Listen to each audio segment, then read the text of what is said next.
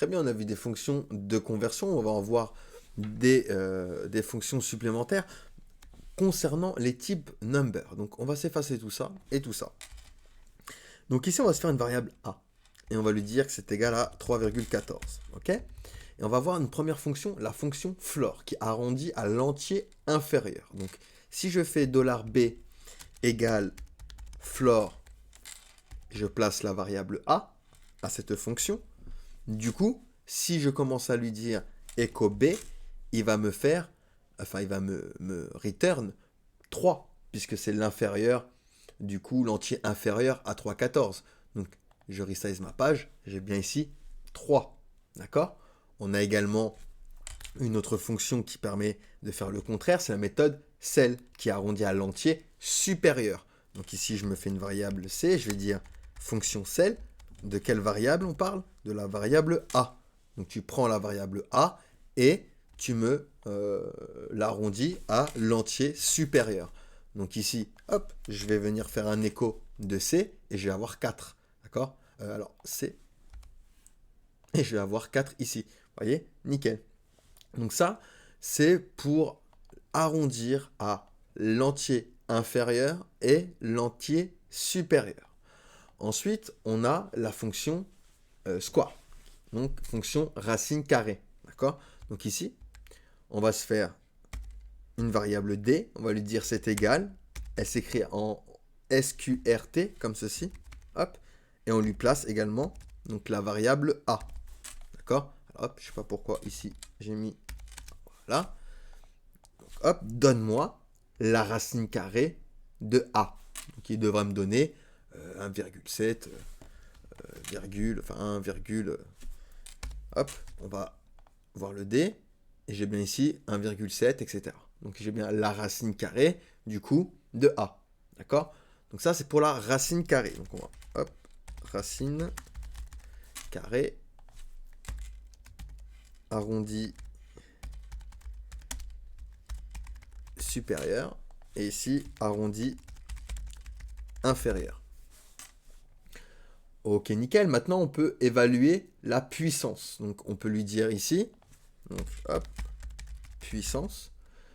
On va faire une variable e, on va lui dire égal à po de a 2. D'accord? Donc évalue à la puissance de ma variable a à 2. Donc il va me donner 9, et quelques. Donc hop, je vais venir ici récupérer e. Hop, vous voyez, 9,8596, d'accord? Ok? Donc ça c'est pour la puissance. On a également la fonction exceptionnelle IEXP, d'accord, qui permet de calculer la valeur de l'exponentielle d'un nombre. Alors, regardez, par exemple, donc on va faire ici exponentielle.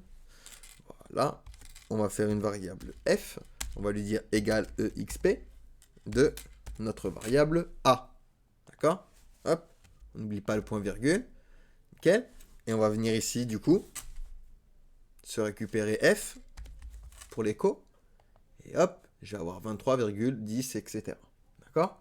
Donc, ça va contenir une valeur approximative. Ensuite, on a la fonction logarithme, je ne sais plus comment on le dit. Donc ici, on va faire fonction logarithme. Il me semble que ça s'écrit comme ça. Donc les fonctions log et log10 qui permettent de calculer logarithme naturel et décimal d'un nombre respectif. Donc ici, par exemple, je vais me faire une variable g égale, et je vais lui dire log de ma variable a. Donc g contient la valeur approximative, normalement 1,14. Et on peut faire la même chose pour h. Donc on se crée une variable log10. Et ici, on obtiendra du coup à partir de ma variable a, une valeur approximative également.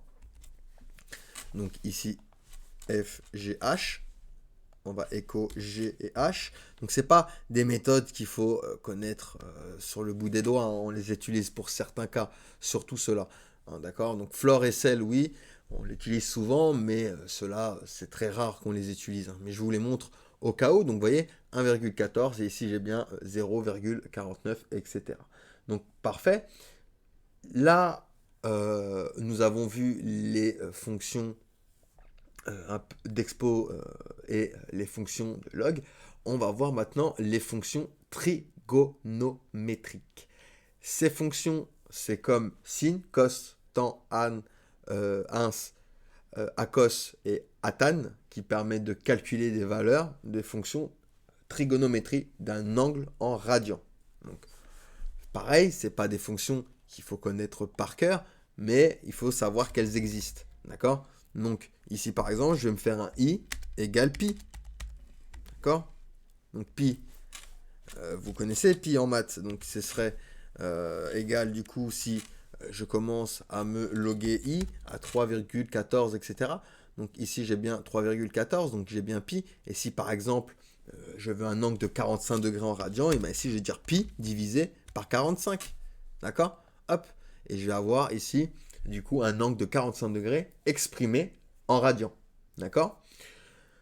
On a également, du coup, pour le sinus, donc je fais égal sin de i. D'accord? Hop. Et je vais venir, du coup, également loguer j. Donc, hop, par exemple.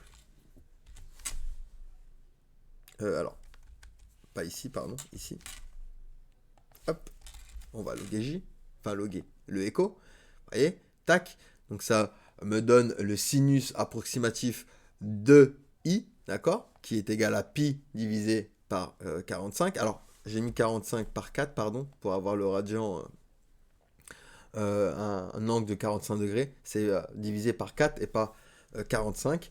Et du coup, k, on peut récupérer le cosinus de i également. Et on va pouvoir récupérer la tangente. Donc, hop, on va l'appeler L. Et on va lui dire égal tangente de i. Hop.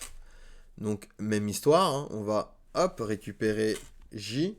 On va le dupliquer. On va écho K et L. Hop.